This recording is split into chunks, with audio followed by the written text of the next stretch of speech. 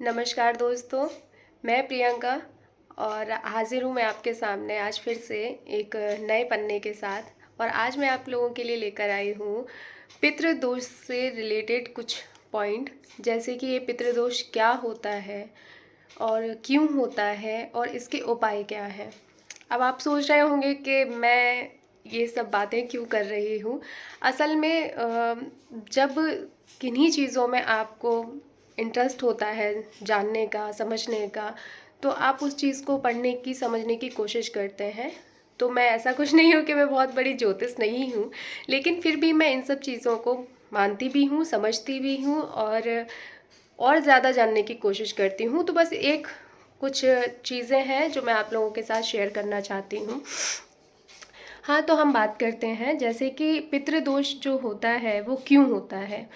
तो पितृदोष के कई एक कारण हो सकते हैं, पर जो इम्पॉर्टेंट जो कारण होते हैं वो कुछ इस तरह है कि हमारे जो पूर्वज हैं जो किन्हीं वजह से एक्सीडेंटल या किसी भी वजह से डूब कर, या किसी ने सुसाइड कर लिया, या फिर उनकी मतलब डेट के पहले ही उनकी मृत्यु हो गई, जैसे उनका समय नहीं था पर उससे पहले ही उनकी मृत्यु हो गई।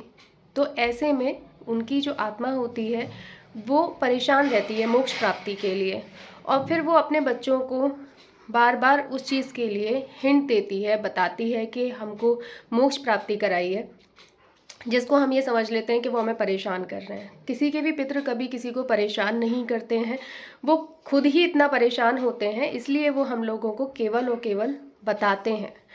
तो ये तो कारण हुआ कि पितृदोष क्यों होता है। अब क्या होता है, कैसे होता है, मतलब हमको कैसे पता लगेगा कि हमारे पास पितृदोष हमारे घर में है या नहीं है।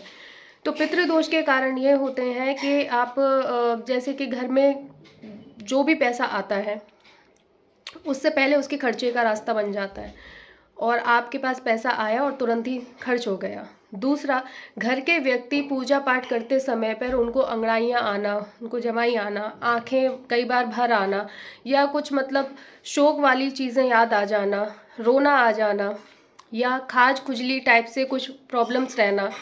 इसके अलावा आपको आलस, मतलब ऐसे ही आपको आलस आ रहा है, आपने कुछ भी नहीं किया फिर भी आपको आलस आ रहा है।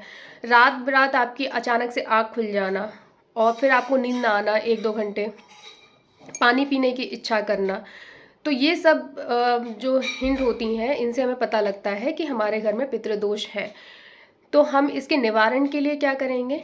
निवारण के लिए आपको ये करना है कि आपके घर में जो भी आपके पितृ हैं उनकी तस्वीर अगर आपके पास है तो बहुत अच्छा है, अगर नहीं है तो आप उनका स्मरण करके विष्णु भगवान की पूजा कर सकते हैं। उनको याद करके डेली आपको बस उनको जल भी चढ़ाना है, उनकी पूजा भी करनी है, उनको याद करना है और उनकी मोक्ष प्राप्ति के लिए प्रार्थना करनी है।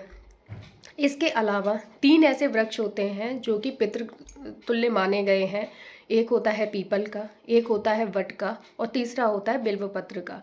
अगर आप जैसे पूजा पाठ नहीं कर पाते हैं तो आपको ज़्यादा कुछ नहीं करना है, आपको केवल एक लोटे में जल भरना है, ठंडा जल लेना है आपको, फ्रिज का नहीं मटके का, या मतलब जो नॉर्मल ठंडा पानी होता है वही आपको लेना है ताज़ा, और उसमें आपको कच्चा दूध डालकर इन तीनों वृक्ष में से किसी भी वृक्ष पर आपको हर रोज़ सुबह चढ़ाना है।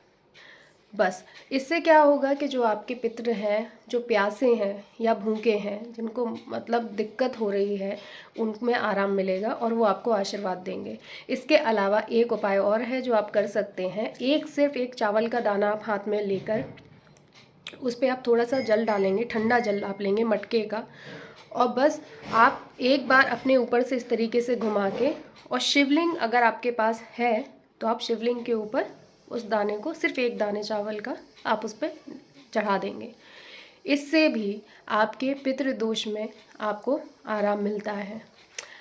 अब ये जानकारी आप लोगों को कितनी अच्छी लगी ये मुझे कमेंट में ज़रूर बताइएगा, या फिर आप लोगों को भी अगर ऐसा कुछ प्रतीत होता है तो वो भी आप मुझे कमेंट में बता सकते हैं। एंड आई होप आपको ये सब चीज़ें अच्छी लगी होंगी।